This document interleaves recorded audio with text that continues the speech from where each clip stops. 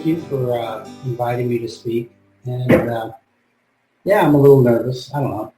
But basically, I am a drunk, but unfortunately, I'm a sober recovering drunk. Uh, I have almost 8 years. I'll have 8 years sober the 23rd of July. Um, my name is Steve. I guess I'm not supposed to say my full name, but this is not really an AA name, but it says it right there on my picture. So anyways, I was born into a military family. I'm an Army brat. So I was born actually in Shirley, Massachusetts, aka Fort Devens. We lived there for 6 weeks, so obviously I have nothing but except it's on my birth certificate and passport. That's about it. We moved to Baltimore for another 9 months to a year, and then my first real memories come in California. My father was going to the Naval Postgraduate School in Monterey, California, which is a pretty cool town. I wish I was a little older to appreciate it, but I started remembering things just before he ended up doing a second tour of Vietnam. I remember we had a crazy German neighbor who was in the German Navy. He was at the school too, and he kept live rattlesnakes in these terrariums in his backyard. And then, of course, one day one of them got knocked over, and all the kids happened to be back there. So we were all screaming and running around. But those are some of my first childhood memories. I had some early memories, I don't know, confusing for a kid. I can remember, so my dad went to postgraduate school for 2 years, and then the third year we stayed there. He went and did a tour of Vietnam, and I can remember stumbling. A little kid, I used to always kind of wander into my parents' room. And my mom was watching TV and crying, and my dad was in an area called Dubai.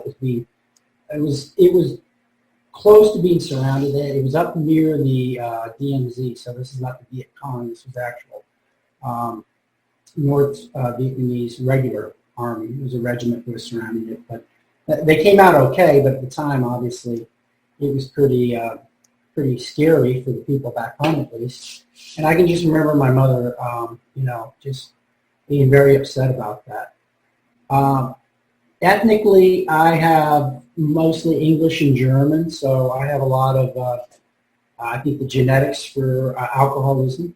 And so, as I got older in life and I was able to identify, I have a lot of alcoholics in my family. So, not something that I really thought about at the time, but looking back on it, I can certainly see it. So that was certainly one of the indicators that I think that gave me the propensity for this. We lived in California. We went and lived in Fort Leavenworth, Kansas for a year. Then we moved to the Washington, D.C. area, kindergarten through fourth grade. Started playing football, did swim team, just typical kid stuff. I had a pretty good life. It was nice. I love kids in the place. We lived in the Maryland side, right outside of D.C. And the first time, though, well, I should go back and say that on my mom's side, they were a little more like traditional European or German-like. So they would always give a little glass of beer at special occasions for the kids. And I can just remember drinking that. And then my fourth grade year, my dad got assigned to a hardship tour in Korea. So he was gone for the whole year. It's just my mother and my brother was in seventh grade. So he was kind of a handful, pretty mouthy. My brother and I, 3 years apart, we got along because when we moved around, we kind of had only each other as friends at first. But he did pick on me, and I did ask for it a lot. It was sort of a game. He'd be kind of a jerk. But then I would kind of ask for it sometimes. So we still kind of an up and down relationship right now. Because of that, I feel like it's never quite got real close. I think he's kind of an odd duck, but he probably thinks the same thing as me. I got drunk for the first time. Really drunk in fourth grade. So my mom was working. I was a latchkey kid. I came home. And a couple other kids, we talked about it. I don't remember whose idea it was.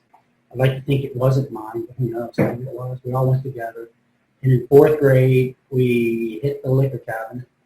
And, actually, my mom was my mom was in Hawaii because my dad got R&R in Korea, and she flew to Hawaii and met him. That's right. So we were spending the night at a neighbor's house, but during the daytime, I'd come home to the house. So here I was, flat out just blasted as fourth grade. I was 10 years old. And sitting on a curb just with my hands, my head in my hands, just with the huge spins and just sick as a goat. And I definitely didn't hide that one. So I got in a lot of trouble for that. After that, we moved to Colorado, just happened to move. Lived there for a couple of years, Colorado Springs, and then Pennsylvania for my seventh grade year. So that was time-wise, let me see, 80, 81. And then we moved to Germany. And that was 81 to 83, 2 years, 13 to 15. And that's when my drinking just got out. Didn't really, when I first got there, so moving around a lot. The younger I was, it wasn't that hard to make friends. You just kind of moved and you made friends and that was it. But as I got older, each time we moved, it got tougher and tougher. And a lot of anxiety that was developed with that. And I think I have social anxiety that developed because of that. I do rude things. I always get up and help clean up and do the dishes and shit like that. And I thought I was just being nice, but I'm just doing it because I don't want to have to talk to anybody. So it makes me look busy, and so I don't really have to interact. I can do it for a certain amount of time, and then I just get all anxiety. I'm good for an hour and a half, and then I'm like, I don't want to talk to any more people. So I don't know. I'm not really concerned about the social anxiety as much now because I know about it and I know how to deal with it and I'm fine with it. But back then, it did explain a lot of things why I really loved alcohol. It would just give me that courage to interact with folks. So in 8th grade, I was in Germany. We were the new people. The usual shit had to go down. I can remember on the football team, I got kind of pounced on by about 5 different guys. I just had to fight them off. And it's just, it's just typical guy stuff, but they're always testing you. But, I ended up doing well. I was always fairly good in sports. Not great, just I was good enough that I would do well. I was never the star or anything like that, but I always did pretty well in the different sports that I played. And I did just about everything. I did swim team for a while. I played basketball. I played football. I played soccer. Played a little baseball, but not much. Played some tennis and wrestled. And wrestled too for a couple of years. So anyways, getting to Germany. So we're in Germany. At first, it was middle school, parties, music. There wasn't really any booze around. But then, here we are in southern Germany, the Oktoberfest. And they actually had a group. The government organized a group for the kids to all go down to the Oktoberfest. So we all went down to the Oktoberfest. And, of course, we all just drank beer. And after that, not every weekend, but pretty much we would do on the weekends, if there was a fest, which is, like a carnival, we would drink beer, or we would go to the German gas station and just buy rum, or they had this stuff called Lambrusco, which is kind of a sparkling Italian wine. And that was it. And I also started drugs then. Alcohol was always my main thing, but I was into getting high too. They had hash there, so we would do hash. Didn't have marijuana in here; it was all hash. And my best friend, his older brothers hung out with my brother, so they'd come home, or we'd spend the night either at my house or their house. And the brothers would come home from the bars because in high school they all went to the bars because they all could. And then they'd give us a little bit of hash. And, drink a little beer that they gave us, or we'd steal it from our parents. So I was getting regularly drunk, 8th grade on, pretty much. I did pretty good at school, though. I never drank at school. I never drank after school, really. It was always the weekend. And from Germany, we moved to Virginia. Same thing there. Every weekend, Friday and Saturday night, pretty much just got drunk as a skunk. How? Thank goodness I never hurt anybody. At that time, I was just stupid teenage drunk. I was never an angry drunk. You know, I was never exceptionally large or exceptionally small. I was always medium sized. So I wasn't really picking on anybody, anything like that. And we were chasing the ladies. You know, just like a lot of us were then. So that was really more of what we were doing. But I just drank. And once again, did some drugs in high school. I did some cocaine, and I really liked cocaine. And thank goodness it's so expensive. At least it was then. Tripped, did some mushrooms. I did some acid. I actually lived right next to Mount Vernon in Washington, D.C., across the river in Virginia. I don't know if anybody's been to Mount Vernon, George Washington's house or not, but we lived right down from there. And I can remember one night we had these little speakers you could hook up to a Walkman. And once again, this is probably, y'all are probably too young to know. Walkman had a little cassette you put in. It wasn't a CD, it was a little cassette. And they had these little speakers you could plug in. And I can remember we put on, this was trippy. So we dropped acid. We got on the path of the parkway. So it's like this lush forest right along the Potomac River that led you to Mount Vernon, Washington's state. And we listened to Rimsky-Korsakov. We listened to Sherazade, which is just, if you've never heard that piece before, it's a pretty cool piece. And we just hopped the wall and just ran around in old GW's backyard. So that was kind of cool. I'm amazed that we didn't get caught or anything like that, but we seemed to do all right. Most of the other stuff was just bland old getting drunk stuff, so nothing very, dopey or not. It's just dumbass high schoolers getting drunk. So that's what we did. I did get to see saw a few cool concerts. I know the first concert I saw was Dire Straits in Munich, Germany. I got to see Peter Tosh. Now that was really cool in Germany. And he was hot. He was the best. That was a cool concert. That had Crosby, Stills, and Nash, and Robert Palmer, and Dan Morrison was there. It was cool too. I had Dan Morrison also. But it was a cool little festival concert. And then I just did the typical, I don't know, for my age, the high school thing. You know, there's a lot of Rush, going seeing that, and some other concerts and stuff like that. But I did see in '86 the Grateful Dead, and Bob Dylan and Tom Petty were doing a tour. And of course, took mushrooms and went and saw that. And I'm going to come right out and say it. I know it's not popular in the Dopey Nation. Wasn't a fan of the Grateful Dead. Didn't think Bob Dylan did that well, but Tom Petty was fucking on fire. So that was the part that I really loved. So anyway, so I graduated from high school, and I was going to go to college in Virginia. Most people in that area have either, I think, Virginia Tech, UVA, or James Madison. My brother's going to school at the University of Arizona, which is where I live right now.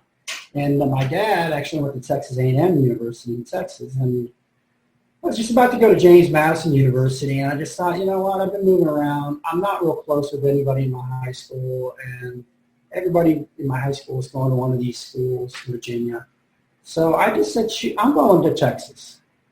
And I went to Texas A&M, and if you don't know, Texas A&M has has the largest, what they call Corps Cadets. It was a grant school. So the land was granted to them by the federal government via the state of Texas. And there's a lot of other schools like Iowa State, Oklahoma State. There's tons of other states that have the same land grant school systems. But when they first started, they had sort of an ROTC sort of thing. It's sort of a military school style. And they did mostly hard science, like STEM stuff, and agricultural stuff. So I went to Texas A&M. I joined the Corps of Cadets, and it's basically was like the largest fraternity on campus, except we were about 2,000 strong. So it was a big campus. There's probably about 40,000 people when I was there. It's much larger now. But, there were 2,000 of us who were wearing our little uniforms all the time. They pretty much just looked like World War II uniforms, khakis and stuff like that. And so I did that. I was studying mathematics. Since we were doing the sort of the semi-military thing, didn't really do any drugs, but we drank a lot. There's just a lot of drinking going on, and just more and more and more. And I proceeded to get worse and worse, or I shouldn't say that. I proceeded to be the one that always wanted to shut down the parties, while most everyone else started getting a little mature and actually studying and planning stuff out. But I was always like, oh, now we can drink in the morning, that sort of thing. I got a scholarship a military scholarship for commission, to pay for my school while I was there. And it was in the Marine Corps. So I was just going to go into the Marine Corps. I had a commission waiting for me. My junior year, I went to OCS in Quantico, Virginia. I got through OCS, graduated that, and all I had to do was graduate from college, and I'd be a commissioned second lieutenant in the Marine Corps with a regular commission, which is one that kind of guarantees you can go through, get your 20 years for retirement, not a reservist commission. So I had that, and I was just kind of going 2-0 and go is what they called it. I didn't really concern about grades too much. So I was living right on the edge there. And at the time, I also, for the first time, I actually opened my heart up to, before I just dated girls. And I was so shy, I didn't know what to do, And for the first time, I really opened myself up and had a long-term relationship for 3 years. And we actually got engaged in my senior year. But this woman was smart, and she was a psychology major, and I think she figured out that I was an alcoholic. So she broke up the engagement, broke up with me. We hadn't planned anything. It was just, one of those things. I got her a ring. And that really hurt me. So I crawled even deeper into the bottom then, and that was kind of a shitty year for me. So I ended up losing my fiance. I flunked out of school, and I lost my commission, for the Marine Corps, and that was just devastating. A lot of shame involved with that, and that kind of presented over even to today almost. I always felt that shame for the fact that I didn't get a chance to serve my country, and it was there for it, and I just blew it. And it is what it is now, but it really just it was a big blow to me. So here I was, I flunked out of school, lost my girl, lost my potential position, my job, that sort of thing. So I moved back up to Virginia, lived with my folks for about a couple months, and then got some roommates, and got a job, and just started moving forward. But I just kept drinking at that time. I mean, I kind of figured out that I had a potential problem. I mean, I don't know what the hell I was doing, but I was just drinking beer. I mean, that's just what I did. And kind of got blasted at night and just got up, drove myself to work. I did a ton of different things. I worked in a bank, as a little bank opening up accounts person and stuff like that. I worked heating and air conditioning because I just always wanted to. I'd never really done any mechanical stuff as a kid. I didn't fix cars or anything like that. So I thought, I'll give it a try to see if I can do it. I did that for about 3 years. And, it was all right, but I didn't, it wasn't my passion or anything like that. And at that time, I also ended up in another long-term relationship with a girl, but she got smart also. She was a smart accountant. She figured out that I was a drunk also, and let me have it. So that was another devastating blow. And then I started working in the restaurant business again, which I had always done. I'd worked in high school. I worked from washing dishes to busing to prep cooking to cooking to then being a waiter. And so I've done pretty much everything in the restaurant except for managing. I never was a manager there. So I started bartending, and I met the mother of my children. And this is going to be kind of weird, but she seemed to drink with me. She didn't. She wasn't astonished or anything like that when I got too drunk all the time, or I was blasted or anything like that, because she was getting blasted too most of the time also. Was I more of a drunk than her? Probably. But was she drunk? You have to ask her. She'd have to make her own decision on that, but I would say yes. So we were kind of using buddies. We got along, and I kept thinking she was going to call me out on my shit, and she never did. So I just got sick of D.C., and so I'm heading out to Arizona. My brother had moved out to San Diego. I had family down in Louisiana, but my folks moved out here, retired out here, and I had cousins and stuff. So I got tired of the big city. So I came out to Tucson. She came with me. We both started working in the restaurant business as bartenders, and then I got a job. I got my real estate license and started working real estate. And I was actually kicking ass when I was younger. I mean, I was a drunk. I would drink a lot. And I would be hungover as hell and get up and do stuff. I actually, for some reason, seemed to do better when I was hungover. I don't know if it was just I don't really care as much, and I would just take risks or not. I don't know. But I became really successful in the early to mid-2000s in real estate. We ended up getting married in 1999.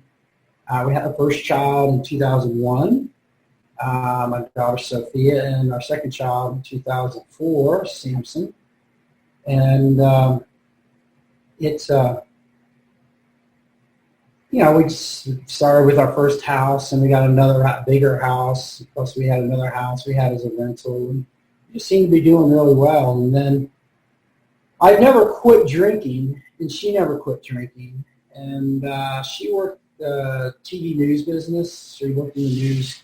She's a director and producer for the local news, and she worked with the different affiliates out here. And so she would end up working at night. So I was always the one that would have to be home or arrange. If I wasn't home, I had to arrange something for the kids. So I just felt like I did a lot of that stuff.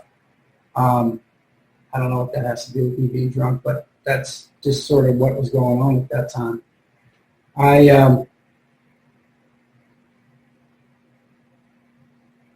Then the real estate market crashed. So, once again, I don't know. I don't think we have anybody out here as old as I am, but 2008, 2009. Obviously, you guys were alive then.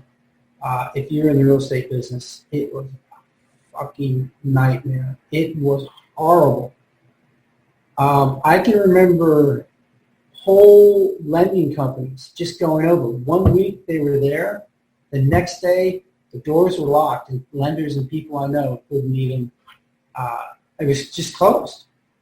It was insane. And stuff value-wise just fell. And, we got caught with some flip, we were flipping houses. We got caught with some houses. I had to keep them. To this day, I still can't sell those fuckers. And that really helped with the drinking even more. And I started drinking all throughout the day. I don't know how, I thought I was fooling everyone. I'm sure I did. So, what was this, 2009, 2010? Things are not going well. I'm getting in constant fights with my wife. And my poor kids got to hear all that shit too. And we never got physical or anything like that, thank God. One decent thing I never did, I shouldn't say decent, that's not decent, that's just what you should do, is I never hit a woman or anything like that. But I could be an asshole, and I was an asshole. And, I had some horrible names I called them. I got horrible names called to me. I tried to quit a few times. I actually quit drinking for about 3 months. She threatened to leave me, and I said, well, shit, I better get this shit together. So I went to an AA meeting but never went back. But I quit drinking. I just stopped. And, she's like, well, I guess it's all right. But she used to come home, and she'd start drinking, and I tried to stay up and talk to her. And she would start badgering and making fun of me or something. I don't know. It was not good. So I went back to drinking. Fuck it. And eventually she left me. I called her a bitch once too often or whatever, or the C word once too often. And she said, that's it, I'm leaving. And I was like, yeah, right, you're going to do that. She said, yep. Well, she stayed in the house. She told me she was leaving in October, and she stayed in the house until right after Christmas. And so we were not telling anybody. Her mom was coming out from Pennsylvania. Her mom came out in December. It was horrible. I mean, my mother-in-law, I just had to go. Sometimes I go out in the garage and just scream. We didn't tell the kids until after Christmas, and then she moved out promptly, like 2 days later. And it was pretty shitty. So, I mean, I just basically kept drinking then for about another year and a half. My wife went through a series of boyfriends. I had no desire to go out on a date or anything like that. I was watching my kids have to deal. She was still drinking hard with the boyfriend. I would get calls. I'd see holes in the wall in her apartment, doors busted, stuff like that. It was not good. And then finally, once in July, for my uncle's birthday, / my mom's birthday, we're having a pool party at his house, and I got blackout drunk. And I woke up the next day in his house on a couch, hurting, obviously. And apparently I tried to pick a fight with my 70-plus-year-old dad. I was just a flaming asshole. My kids had to see it. Thank God they took my car keys away. And that was it. I just sat there and I thought, what am I doing to my kids? I'm making them monsters. I'm turning these poor kids into monsters. What the fuck am I doing? And I know you're supposed to do it for yourself, but I guess I was doing it for myself because I was so ashamed of what I was as a parent. I mean, I didn't care if it was me. I would crawl in a bottle and people could be scornful to me, shameful to me, talk bad about me, kick me, do whatever. As long as I had my booze, I was fine. But when I realized that I was affecting my kids that way, and my parents to some extent too, I mean, I was a horrible son. At that point, I mean, I think things were already lost with my wife at that point. We divorced, and I lost all. Yeah, I felt bad about what I did, but I did not want to ever get back together. I don't know, I just didn't have the desire. I think we were using buddies, and I don't think I really loved her at all. I don't know. I hope that's not sounding bad or anything like that, but I think we just like to get drunk together. And we never called each other out. We just kept allowing each other to look or think that we were doing a regular life, yet we were both just boozing. But I did get sober. I went to the doctor. The doctor took a look at me and said, you keep this up, you're going to die in 6 months. And I actually listened to him. He did blood work on me. I found out I had cirrhosis of the liver, which is just scarring of the liver. I thought it was like some disease. It's just a term for scarring the liver.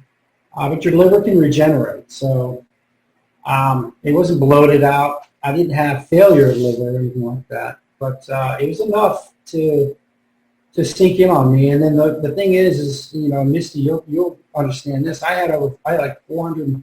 My blood sugar was like 486 or 450 or something like that. And it was so high that when they got the blood test back, the blood test normally takes like the test results normally take like 5 days. It was so high they called up the doctor, who immediately called me back to have come in and immediately go on diabetes medication. So I got on diabetes medication. I quit drinking. I went to the hospital and just told them that I'm drunk and I want to dry out. And they took me immediately and they gave me, they call it a banana bag, potassium and stuff. I had a vitamin D deficiency, so I had vitamin D pills I got. And then they were going to put me in the dry out thing for 7 days. But I had a dog at the house. I still have my kids. And I fought it. I just said, just give me what you think. And they gave me whatever they gave me, probably some low benzo or whatever to keep my anxiety down so I didn't expire. But I took it. I didn't take it all at once. I took it, what it said, take it 3 times a day. Take it this time. I did all the stuff.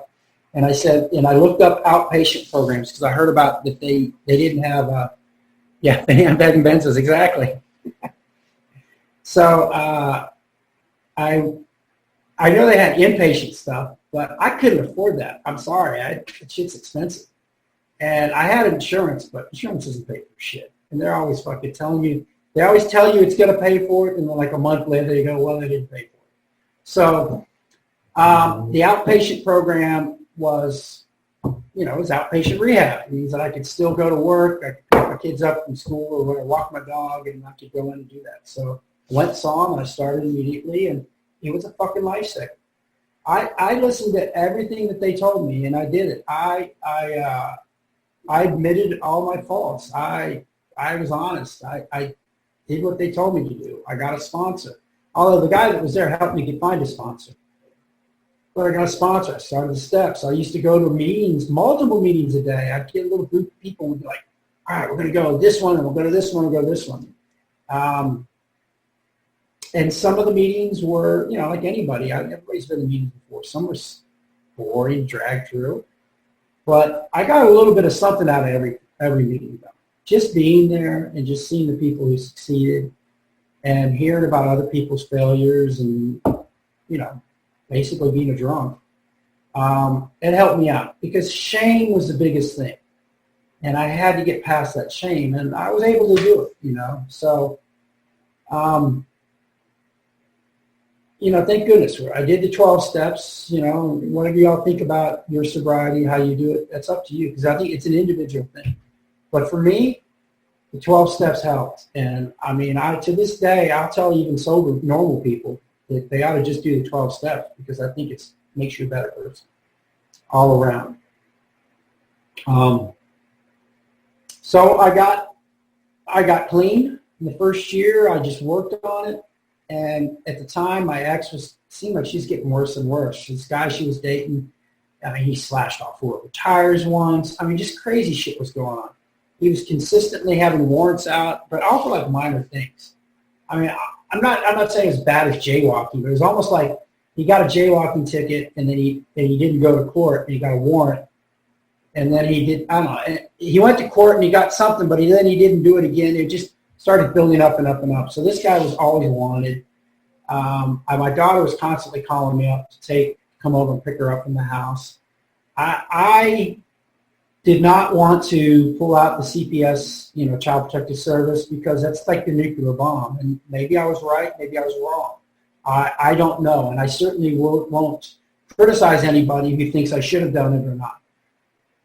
That's a big move. And like I said, doing that to the mother is like the fucking nuclear bomb. And I just was not prepared to do that. I just made myself available. But thank goodness, my ex did not like her job. She did not like Tucson because obviously I brought her here and haven't worked together anymore. And she was looking at other jobs in other parts of the country. She wanted to get back east, so she took a job in Ohio, which is still a hell of a long way from her. She's from Eastern Pennsylvania, but that's where she took the job. And I was sober at that point, almost a year, and she was a fucking mess. And I just said, you're not taking the kids. It's okay if you go, but you're not taking the kids. And I didn't say it meanly. I didn't threaten. I just was like, they would be better off with me. I gave them structure. My folks helped out, when I was working and I couldn't pick her up from school. They were there to help them out. They would have done the same thing for her, too. It's not like they wouldn't. But, I had something here in Tucson she didn't have where she was going. So the kids stayed with me. And they got structure for the first time in a long time. And I thought they did. They excelled. They did really well. Maybe they were laughing and having a good time beforehand, but I was just too much into my drinks to really notice it. But I really got to see the joy in my children, and that was just the best thing in the world. So that was another motivator that just kept me going. I didn't really have a lot of doubts. Once I got to about a year or so, I was done with drinking. I mean, I'm now 52 years old, so that was what? I was 44. I had drank way more than enough. More than 10 people combined, probably normal. I had my crazy relationships with the opposite sex. Lots of ladies. I catted around. So I had my share of all that. I could concentrate on just being a dad, being a parent, and just being there for my kids, and that's what I did. And, got a little lonely sometimes, but it was very satisfying, and I wouldn't change it for anything. And let me show you. Here's my latest picture. Oops, that popped up. My kids and me, and they just turn in. They're such good kids. I mean, I'm sure everybody says that about the kids, so I'll just say that. But there's there you go. Yeah. So my two kids. My son is a he'll be a sophomore at high school next year, and my daughter will be a sophomore in college. So they're doing well. So, and I wish I would have gotten counseling or a therapist. Same thing. So earlier on, I didn't, but I just did it in the last couple of years. Thank you. And I will say this. I mean, when I got sober, it's so overwhelming. So trust me, believe me, for those of you that are just starting out, it is so overwhelming. There's so much stuff that you neglected that all of a sudden pops up. Take a deep breath. It's okay. And just, prioritize, do the stuff that's most pertinent first. You will get around to other stuff. I probably should have got some counseling for my kids because they were old enough to have to really deal with not only the divorce, but all the drunkenness crap that went along with it, before and afterwards. But I got them just last year. I got my son to one who specializes in teens. And, he went for about 9 months, and they told me, he goes, I'm good now, Dad. And, he was. I could see the difference in him. He was more self-assured. He was fine. He didn't have the tics of anxiety that he had beforehand. And then my daughter came back from school with all the COVID stuff, and she's like, why didn't I get a therapist? And I said, you're absolutely right. Why didn't you? This same woman is available, and so obviously not face-to-face, but she's been doing it twice a month. And she seems to have done really well. So advocate for therapy for kids, absolutely. It's worth it. It was only $100 a session. So it's not like they went every week. I started off that way, but they didn't really need it after the first couple sessions. And so I figured I could spend $200 a month that I probably would have spent on booze or whatever for my children's health welfare. That's fine. So that's pretty much, and then here I am. So I don't know. That was quick, right? I only did, 30 minutes of my life. I'll throw out some dopey stories. So you want some crazy stories? I went between my junior and senior year in high school, so I was 17 years old. I went back to Germany to my best friend, Jason Cummings, and we backpacked for like 5 weeks, just two dumbass American 17-year-olds. I don't know how we survived, but we got obviously drunk every night. We camped out on beaches, campsites. We had a blast. Everybody seemed to adopt us. I guess because we were kind of young and we were just we were cheerful Americans. We weren't disrespectful. We had a guitar with us. I used to play and sing guitar, and they all loved that. We even make a little bit of money in some street corners and stuff like that, playing and singing. And the one cool thing is we were in Paris, and we went to Père Lachaise Cemetery, and that's where a lot of famous people are buried. If you ever go there, the thing for us to do at the time, this is 1985, was to go to Jim Morrison's grave. Jim Morrison was a singer of the Doors, and he died in Paris, and he was buried in Père Lachaise Cemetery. And they have a tombstone and a statue, like a bust of him on it. And I don't know what it's like now, but at the time, you could go there pretty much 24 hours a day, and there would be people just hanging out at the gravesite. So I bought acid and tripped and church at Jim Morrison's grave. So had to do it. Somebody offered it. I figured had to do it. So I did that. I think I told us beforehand, the same trip, got totally wasted on space cakes at this place. So Amsterdam used to be, like now Colorado, lots of places, they have little, marijuana clubs you can go to. But Amsterdam used to be the only place back then that had bars that were marijuana bars. And you'd go in and they'd have a menu of beers. They'd have a menu of either weed or hash, and they'd have edibles, cookies, and cakes and stuff like that. So you go to Amsterdam, you got to go to the Bulldog was one place that I don't know why, but that seemed to be the place to go. We go to the Bulldog, and we go in and we just, we got these space cakes. Boy, did they get you high. We were out of our minds high. And we went to the Van Gogh Museum, because there's a great Van Gogh Museum in Amsterdam. And the colors, Van Gogh was crazy, and his colors are just so bright, crazy. So that was pretty wild. I can remember tripping out on ecstasy in the mid-'80s in Houston, Texas. That was ecstasy just came out in the early 80s. And I think it just gotten turned illegal. So I don't know what it is now. People say it's not the same thing it was back then, but it was just a wild drug. I liked ecstasy. And we were just driving around Houston, and we actually I don't know how, we saw a party. We just ended up at somebody's family party. Just walked in and just hung out for half the night. So that was kind of crazy. But there's a lot of stories. Looking back, they were fun. I bartended for a while, so we closed down quite a few bars. We stayed at bars after they were closed and, kept drinking and stuff like that. And pretty much I feel like I remember more out of my childhood sometimes than I do of that 25 years that I stayed drunk. I don't regret my kids because I love them. They're the greatest. But I do regret that maybe if I would have got sober a little bit earlier, I wouldn't have to be working so hard, et cetera, as I got older. But I got to say this. I'm as happy right now as I've ever been. I guess I was just miserable, and that's why I was a drunk. Until I believe in God, I believe in Jesus. God is my higher power, until I was able to accept that.